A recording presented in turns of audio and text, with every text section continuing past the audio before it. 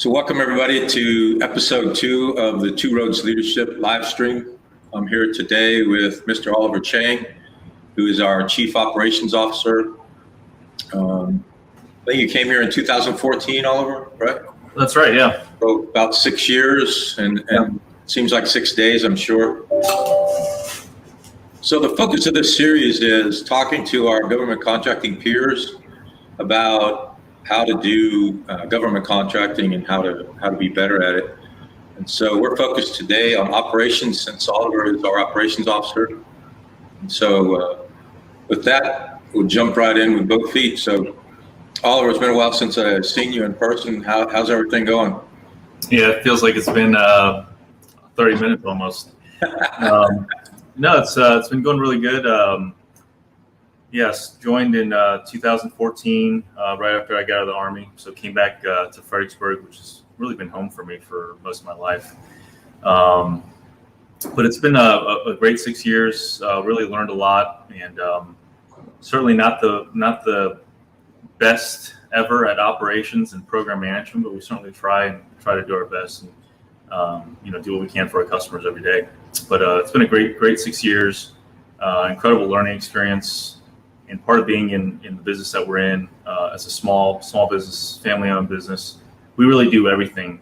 We talk about it all the time, but whether it's operations, business development, proposals, HR, we all have a hand in everything, which is a good, unique experience to really learn the business. Cool. So you're part of the executive leadership of the company.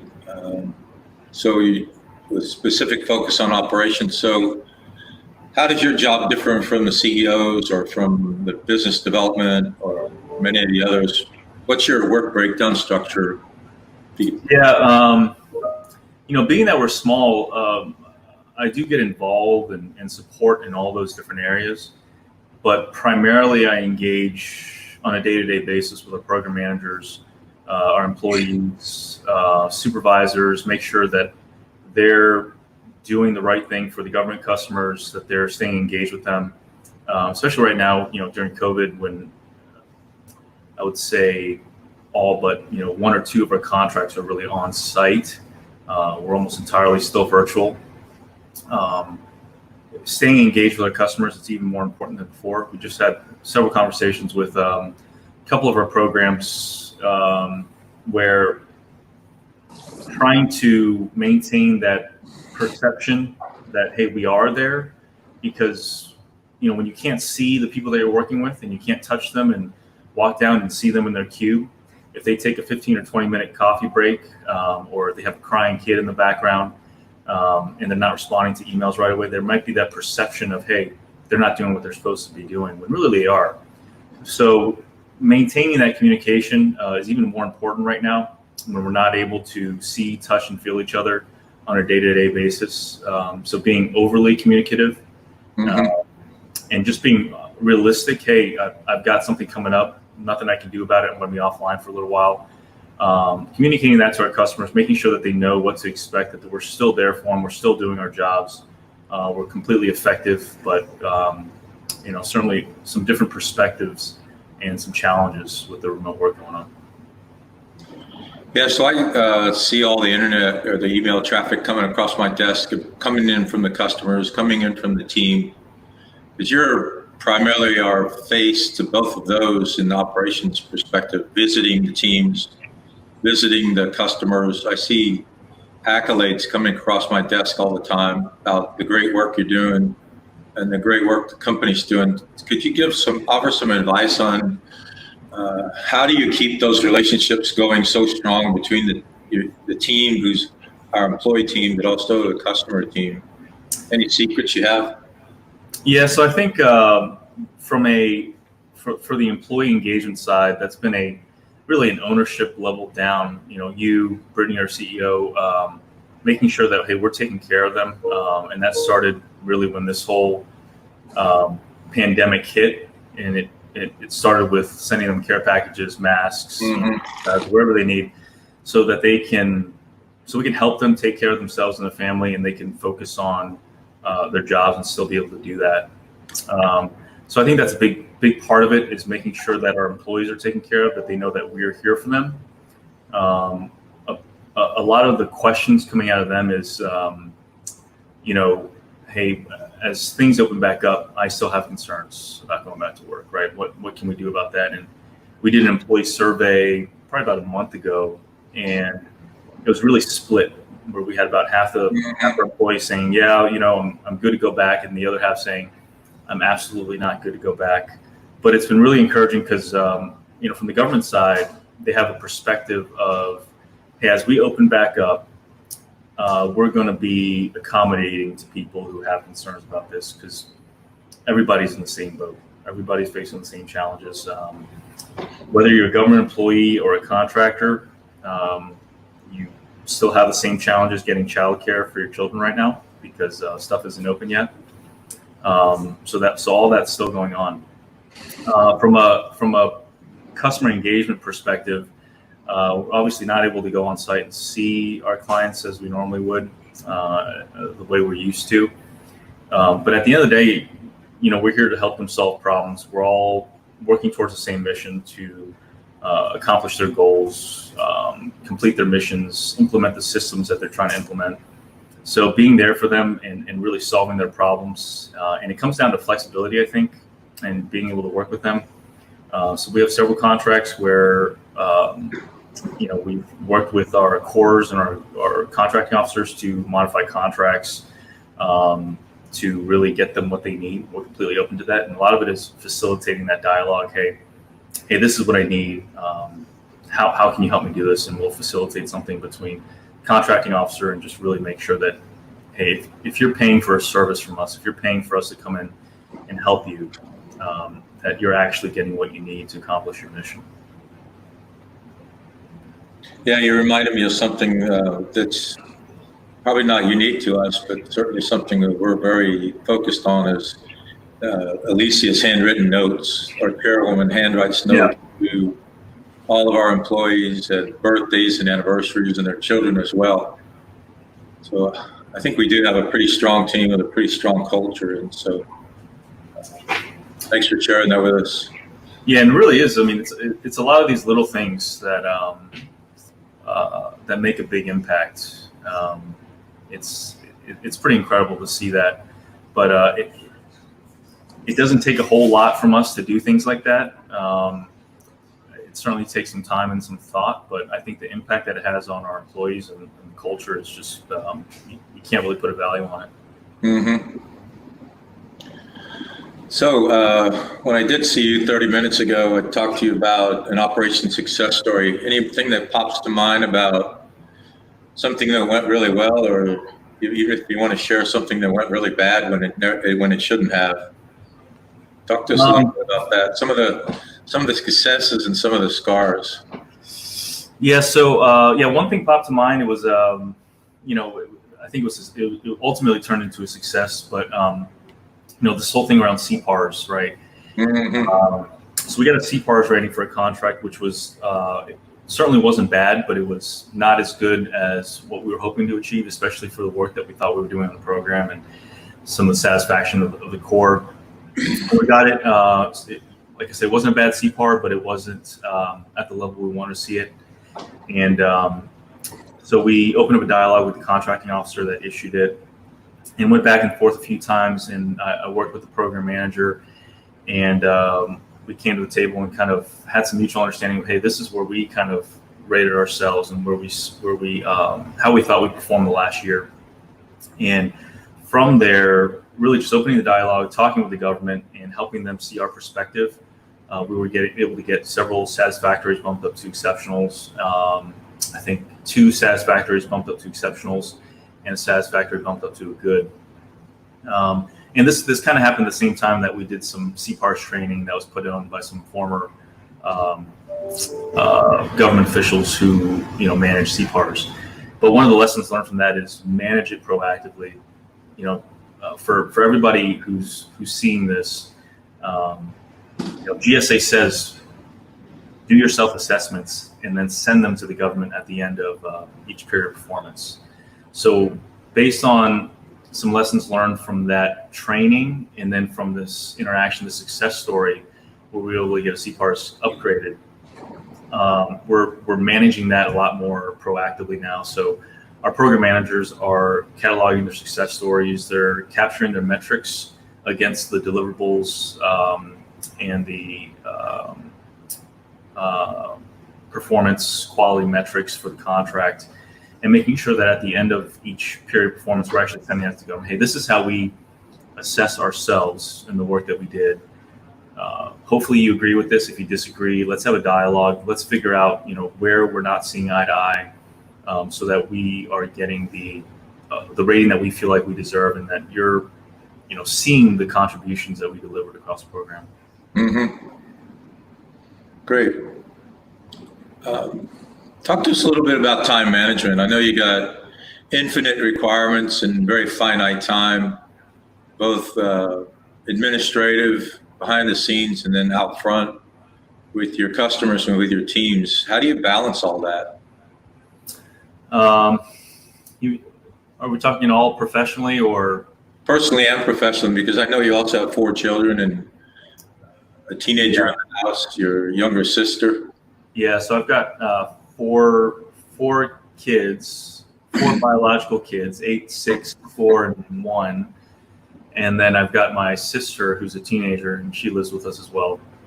And so it's definitely challenging. I think at most days, the hours of 8 to 5 are more relaxing, even though we're working, than once we step foot through the door. But I think trying to take care of the stuff during the day, the work stuff during the day between the hours of 8 and 5, and then getting home and being able to focus on home and the kids is really important, because no matter what anybody says, you can't work and take care of your kids at the same time. There's got to be, without some kind of degradation to both, right? So then the kids aren't happy, and you're not able to focus your time on your work. So I think blocking out those days when you can, be able to take care of your work. And obviously, Brittany and I work together, so we have to block off time sometimes where, hey, Brittany needs to go in early. I think yesterday and today, she went in the office at 5 or 6 in the morning because she has some stuff going on at work with ISO audits this week. So she's going in early. I'm staying with the kids in the morning, and then coming in, at a regular time to take care of that. But working with your spouse, because this is a partnership, the most important partnership, I think, you would agree with that, and that we're working on that together, time managing together as a team, and to take care of work, family, and self. So I've played golf like 3 times in the past year and a half, which is a record for me. I don't think I've ever played that much. I'm actually starting to enjoy it, even though I'm terrible at it.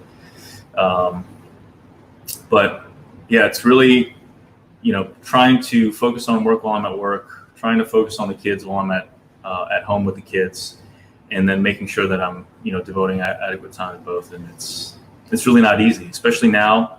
You're working from home, your kids are at home, and those lines are really blurred. Yeah. Yeah, I know we've been able to come into the office this whole time, since we are a small business, family owned. We're already together, so it didn't matter whether we're home or here. We were able to come in and get some of that separation. If I get sick, then you're probably going to be getting sick too, regardless of whether I'm in the office or not. Matter of fact, we have to decide what time the boys are coming over tonight, because they're sleeping over tonight. Yeah. So if we have a lot of transitioning people that we talk to, they're deciding, do they even want to come into this industry? They're deciding, do I want to go large business, small business? Perhaps even, do I want to start my own thing?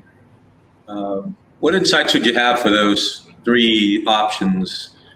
Coming into the industry or not, small business, large business, and or starting your own small business? Be interested to hear your thoughts there. Yeah, so actually, so I think, first of all, this is a great industry. It's absolutely one where you get your foot in the door, and it's a career.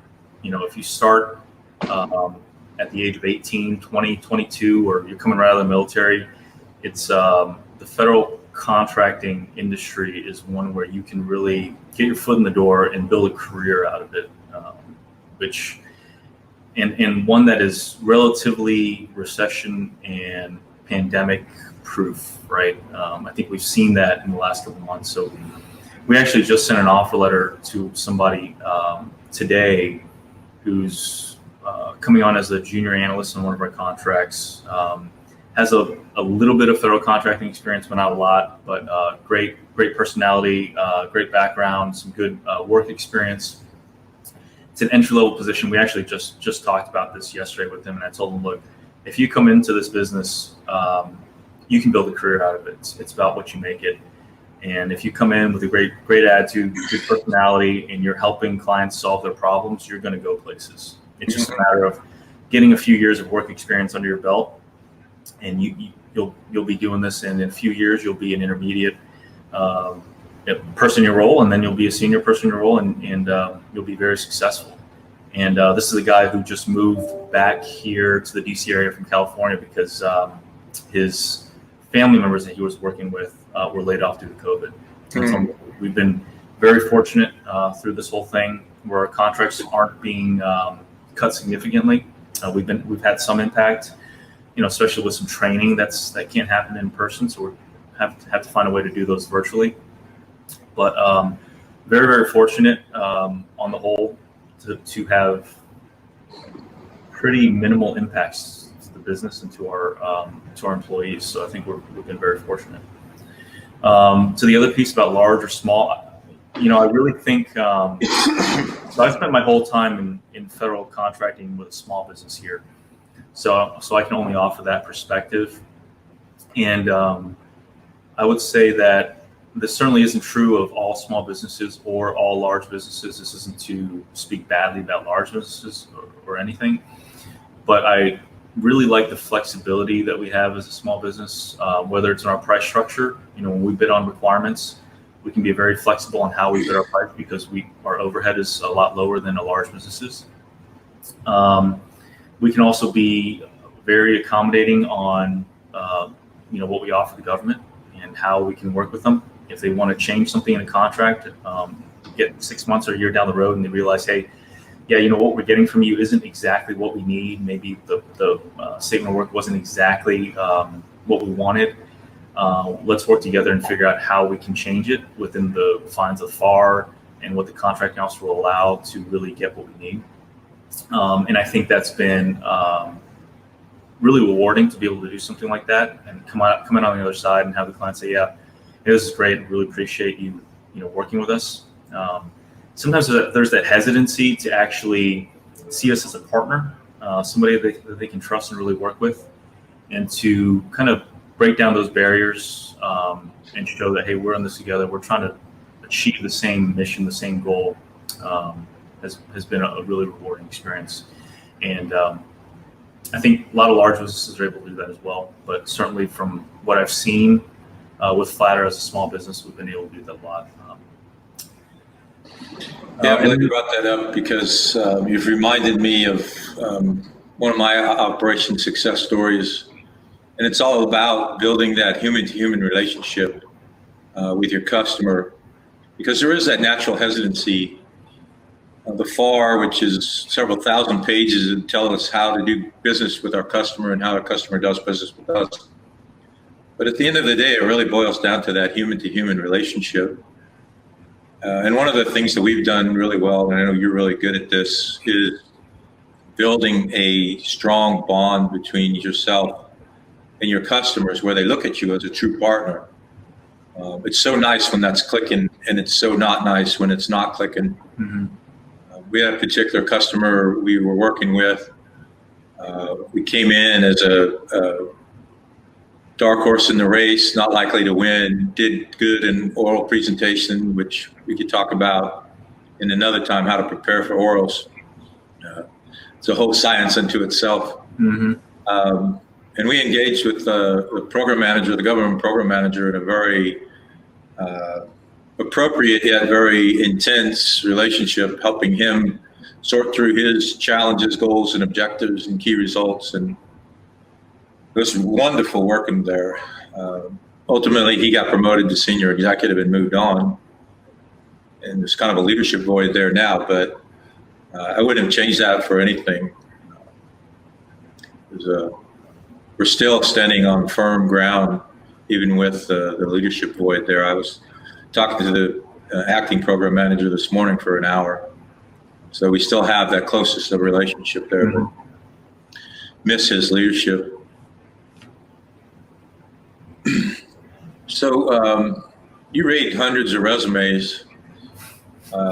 If I'm putting together my resume to come to work for you, what's some tips that you might offer me on? I'm a transitioning veteran. Let's say you transitioned as a veteran into this industry. What are some thoughts in your head about writing your resume and in your interviews? Yeah, and I know Joe Cowell's on here. He probably looks at more resumes than I do. Maybe a resume call conversation with just Joe. But I would say, it's interesting because, when I was in the Army, we had contractors that we worked with all the time, right? Whether it's the maintenance guys, the health and safety, the risk, the sexual harassment, trainers, whatever it was. There's contractors everywhere. But when you're on active duty, you don't know anything about that side of the business, although it's everywhere. So it's if I knew then what I know now, it would be completely different. But when you're coming out of the military and you're putting together a military resume, you talk about your accomplishments in the military. So you might talk about setting up ranges or running convoys or live fire exercises, wherever it is. And without understanding that those things translate very well to the business side of things from a project management perspective, right? Being able to set up schedules, execute to them, coordinate with stakeholders from different units, or you call them units in the military, but offices, departments, and put together project plans and execute projects. So a lot of times I'll see resumes and it'll talk very tactically, right? Led this many soldiers, Marines, airmen, conducted this many raids, which isn't directly relevant. But if you talk about that from a project management or program management perspective, and say, hey, I led these teams, I brought them together, I developed plans, executed plans, managed the schedules, managed the risk, then that's a completely different resume. You're telling the same story in a completely different way that's relevant to somebody who's going to be looking at resumes and hiring. So I think taking out some of that,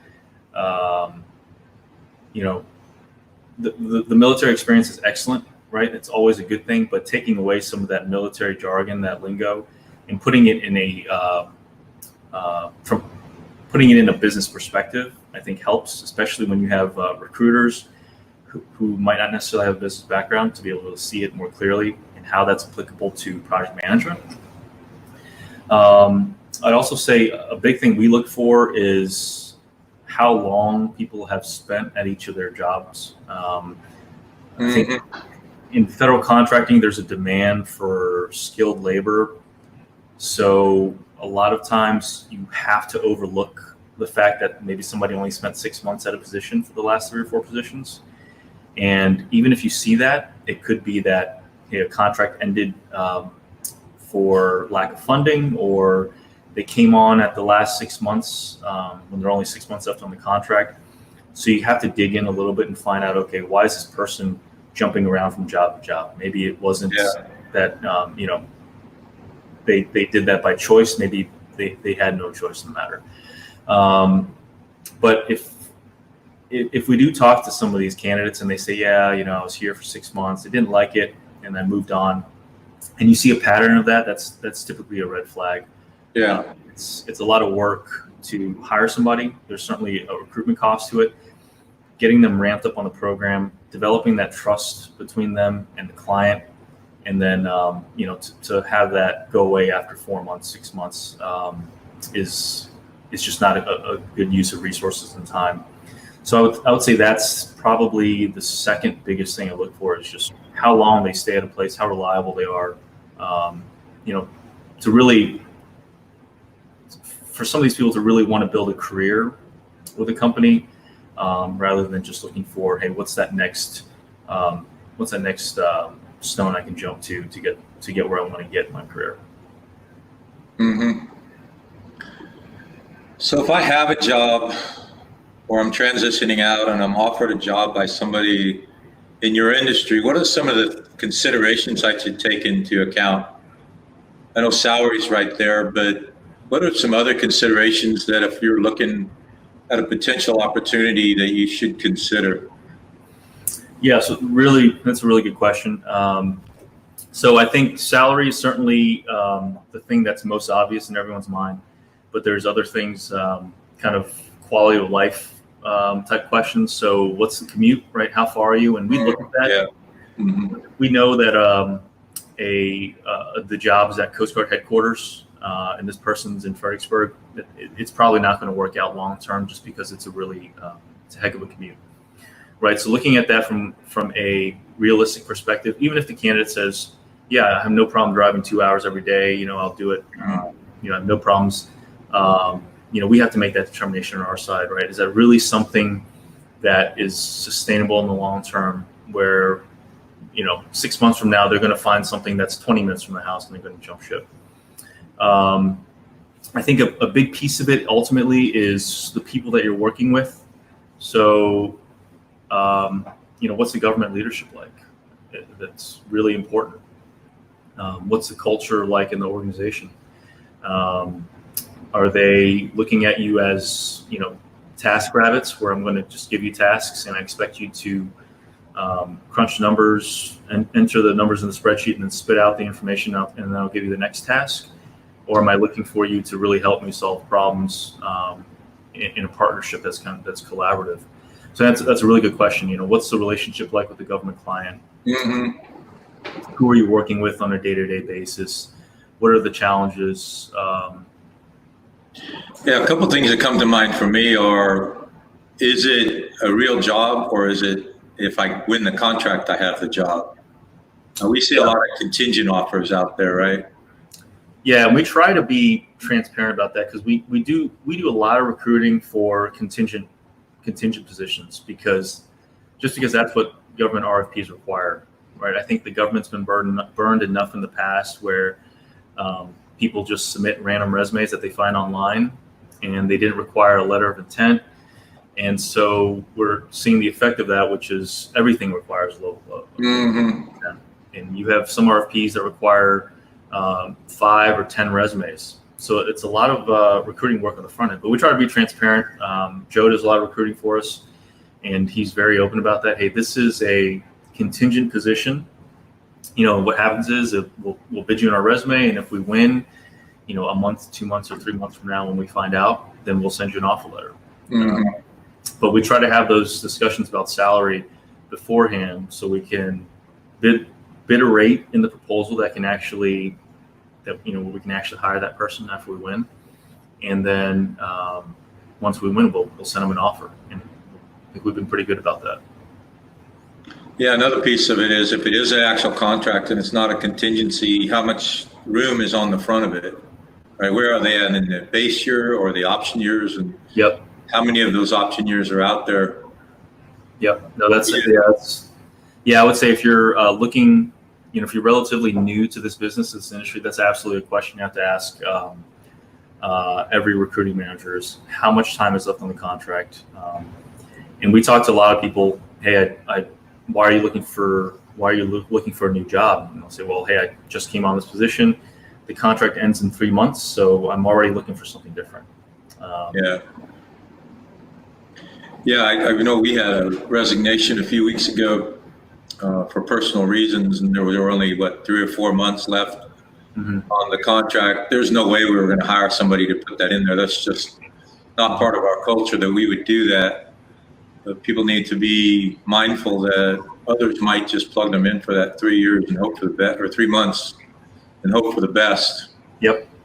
Yeah, and in that situation, we very open. We say, hey, this is there's X months left on the contract, and I tell everyone when we bid on a recompete, there's never a guarantee that we're going to win a contract recompete. If anybody tells you, hey, we've got this in the bag, we're going to win the recompete, they're blowing smoke, because you just can't know. There's too many factors in play, and you just can't guarantee a recompete, no matter how much work you've done, how much capture, how good of a relationship you have with the client, how confident you are.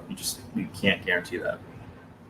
Yeah, you just made me laugh, because that's the perennial red flag, right? The person who walks in your office and says, I got a lock on, and then fill in the blank. Yep. I got a lock on this contract. I got a lock on this program manager. I have a lock on this customer. I think if half of those ever came to fruition, the ones that we went through, Well, you bring up a good point. Something that we talk about a lot, and that is the 2 to 3 year business cycle that we're on. If I were to use an analogy to planting seeds, hoping, nourishing those seeds for 2 to 3 years, and then hoping they bear fruit, with never having any guarantee, regardless of how well you're performing or how strong your past performance is.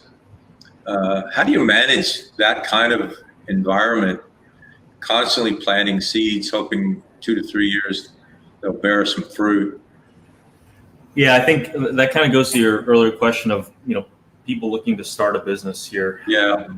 And we've had a couple people, I had a friend from the Army thinking about doing the same thing. And I remember we had those conversations with him and explaining to him just that, look, if you're working right now, don't quit your job and go all in on this just yet. Later for it.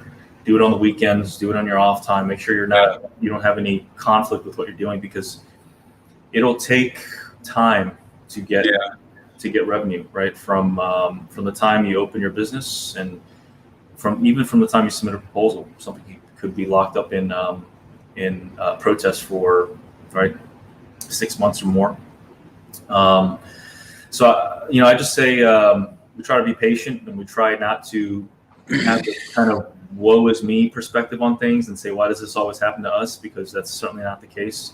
I think if you look across the industry, everyone's facing the same challenges. It's not just the things that we win that get protested, right? Everything gets protested, it seems like nowadays. It just so happens that, hey, if you're winning, then people are going to be looking for you to try to take you down. But we try not to have that perspective. I think it's certainly part of the business that we're all in. And just like you have to bid on something to win it, just like you have to recruit 1, 5, or 10 resumes to win something, sometimes a proposal protest is part of that process of winning a proposal. You almost have to account for that in some of the larger things that we go after, that, okay, this is likely going to get protested, and be prepared for it.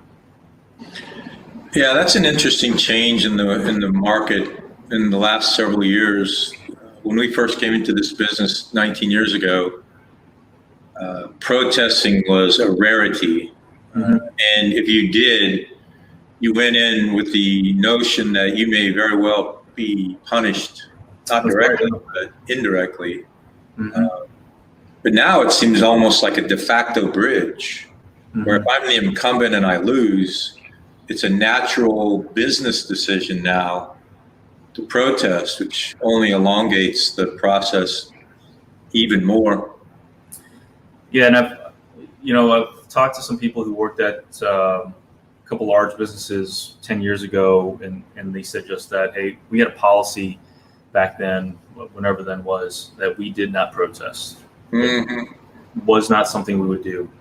But if you you can look at the GAO bid protest docket today and see what's out there, and that's certainly not the case. Whether it's a very small business or the premier consulting companies for the federal government, protesting is part of I would say the business cycle that we're in right now.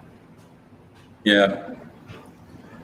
So another thing that we talk a lot about are the 5 phases of our business, from identification of opportunities to qualification, and then moving, if it qualifies, into capture into proposal, and then proposal into execution, and then across 5 stakeholder groups, which are ourselves, our own team, our teammates, which is a blog unto itself, a live stream unto itself.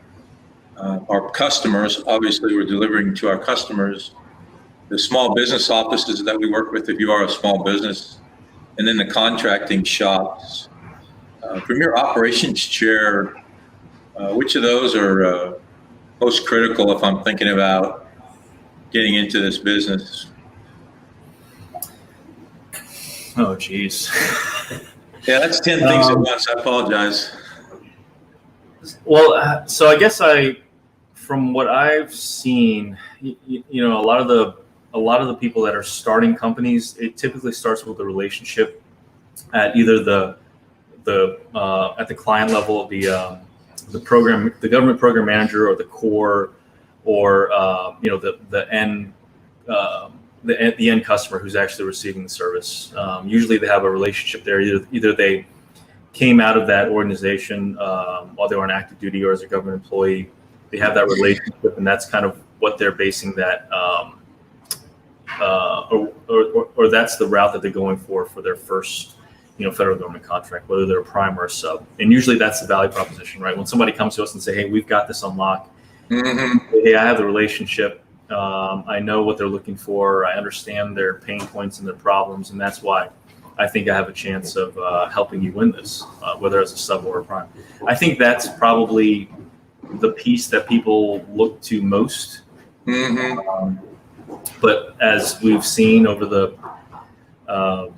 as I've seen over the last 6 years, there's a lot more to it. I think that's definitely a big part of it. But we've seen a lot of cases where low price wins the day. It doesn't matter how good you have. If you have a price that's 30% cheaper, you're going to get it. So, you know, and that's where I say there's so many unknown factors and things at play that you can never guarantee that you're going to win a contract. There's just no way, unless it's sole sourced to you, or you know, there's some kind of J&A for limited competition. Yeah, we'll get into shaping next week with Joe, who's our business development lead. So I know we're 19 years old now. We don't have any of our original revenue. And right, this industry is so cyclical. And it's not cyclical just for presidential administrations, because that certainly impacts it. What is the current administration? And I know the last administration focused a lot on insourcing. And so suddenly we lost 20% of our workforce overnight when the president decided to insource contractors into the federal government. Because there are certain benefits to being a contractor, certain benefits to being government. And so they were able to allure some of our work away. And then during the LPTA days of 2015, so that was about 2010 timeframe, about 2015, they decided to go lowest price technically acceptable, which means you get a Yugo instead of a Cadillac. If you wanted a Cadillac, you're getting a Yugo or a Hyundai. We lost 40% of our revenue in 6 months. Lowest price technically acceptable. We're the incumbent, knocking it out of the park. Customer loves us. Suddenly, somebody walks in 30% cheaper, has no experience, and we're on the street. And another point that came to mind while you were chatting about that is, having been a startup 19 years ago and incubating probably a dozen startups over the last 19 years, it's easy to get your first gig. Everybody has somebody who loves them and recognizes their value and wants them back or wants them to stay. It's that second gig that's a mountain. I always use the analogy of Tom Hanks trying to get off of that island. If you remember the movie Castaway, yeah, we just watched that. To the breaker, and then he'd get thrown back into shore. He'd get out to the breaker, and then he'd get thrown out to the shore until he finally figured out he had to put a sail on his raft. That's how starting businesses in this industry. It's easy to get a raft in the water, and then and then you get out and you realize your wife left you and married another man, right? So to take that analogy one step further. So talk a little bit. We got about a few minutes left here. Talk a little bit about being in business 19 years and still hustling. Have we gotten out to sea yet? Is it going waters yet? No, I don't. I don't think so. And so I think you made me think of another thing that we've talked about a lot, which is going large or staying small, kind of trying to quote unquote plan for that, which I don't think you can, because just like you said, we could say, okay, based on the contracts that we have right now and when they end, our revenue for 2020 is going to be X amount, and our revenue for 2021 is going to be X amount based on what we win. But there's so many factors in play that you can't account for. Just like we lost we had a large contract end early because of president's different political opinions and priorities overseas, right? And that was 20 plus FTEs, which was significant. Yeah. So to say, okay, well, our revenue is this. We want to stay small under 16.5 million NAICS code or 27.5, whatever it might be. And therefore, we're not going to pursue these contracts purposely. And we're, so we don't bust these NAICS codes. I think that's just I don't think you can do that just because there's too many unknowns, because you could try that. And then through a series of unfortunate events, you find yourself, you lost 50% of your revenue because changing politics or lack of funding in your customer organizations or whatever else it could be. So I don't think we're out of there. I think we're going to keep hustling for a while. I think there is probably a threshold where you can get a little bit more comfortable, where you lose one or two contracts and you're not suddenly worried about your long-term viability as a company. Yeah. I don't know what that number is, but yeah. Yeah, I would say for our first 10 years, we had sustaining streams of revenue that if they went away, we went away. Exactly. We're a little bit beyond that. It'll sting badly, but we're still a viable corporation. When you're early and you have 2 or 3 sources of revenue, that's a lot of risk consolidated in a very narrow revenue stream. And I know another thing we talk about all the time is our diversification and innovation. Do you specialize or do you stay eclectic, have a broad set of capabilities or a narrow set of capabilities? What are some of your thoughts on that as you help us build our pipeline going forward? Yeah, I think this is another thing that we've talked about a lot. And I think what we decided is, in order to go large and really break through that barrier of what they call purgatory, because you're not small and now you're competing against the billion-dollar companies out there, is you have to have some kind of capability or technology or something that differentiates you from everybody else. Without that, as a large business, without the small business socioeconomic advantages, it's really, really tough. And again, I'm saying that just from what I hear from others in the industry that are in that space, not having been there myself. But I think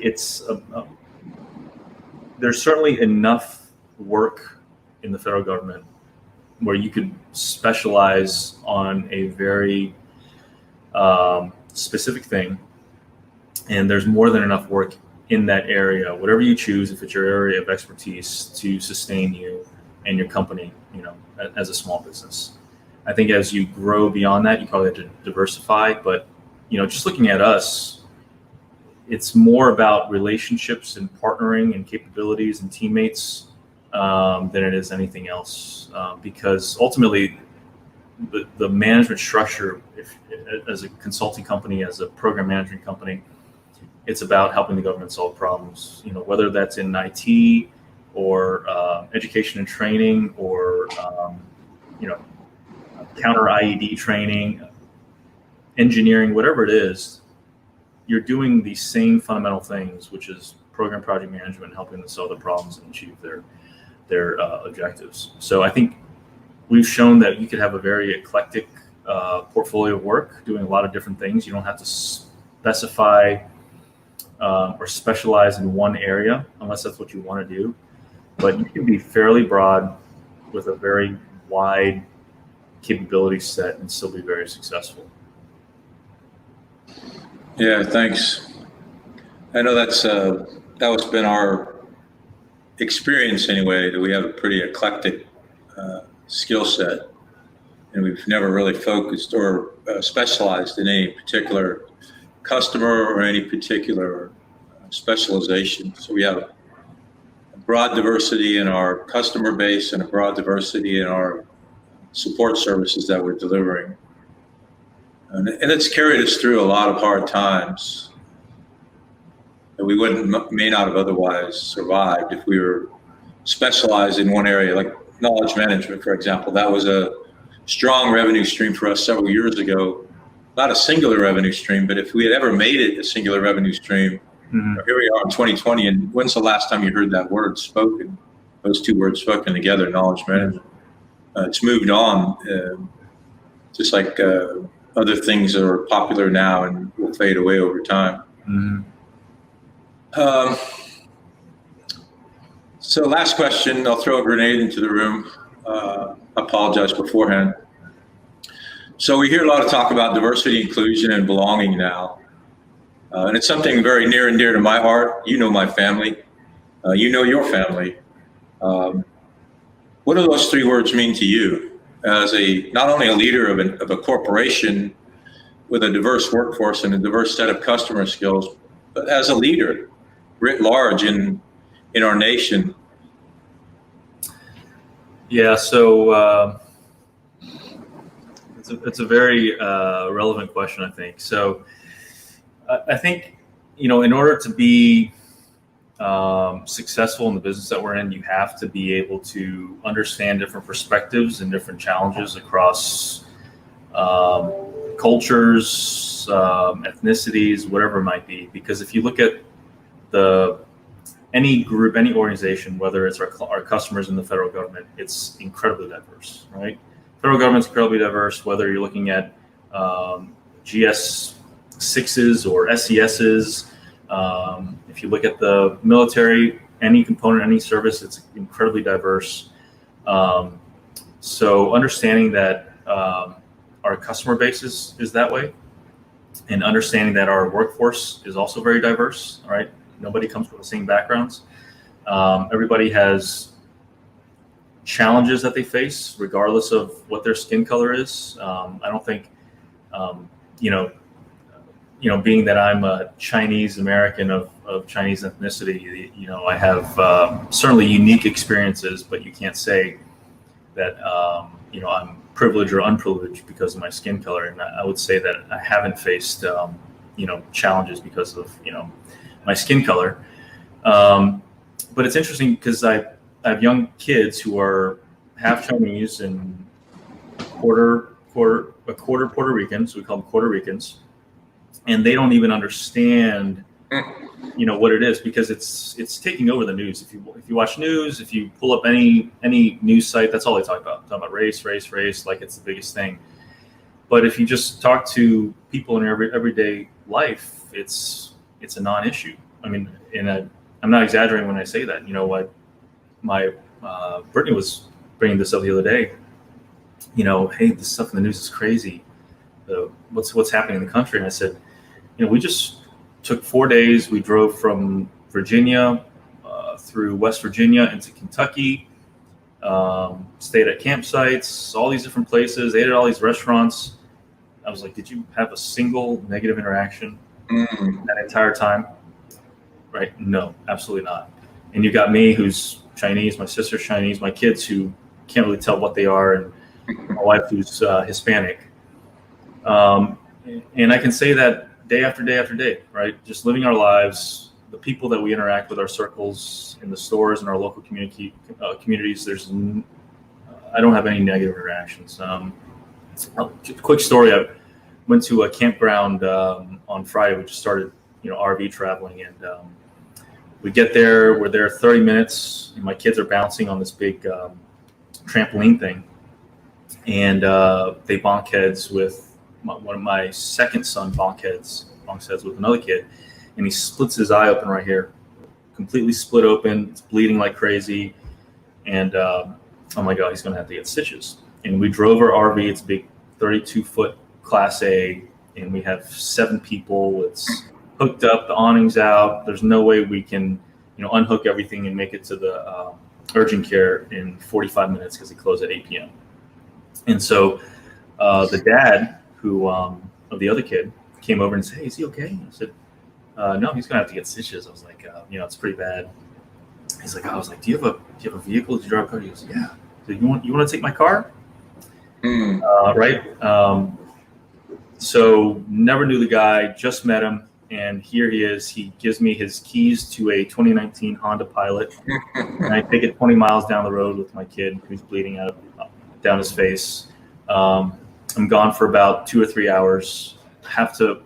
Ultimately have to go to the emergency room because of the location and everything else. Get back around 10 o'clock, and he's like, hey, I'm just glad your kid's okay.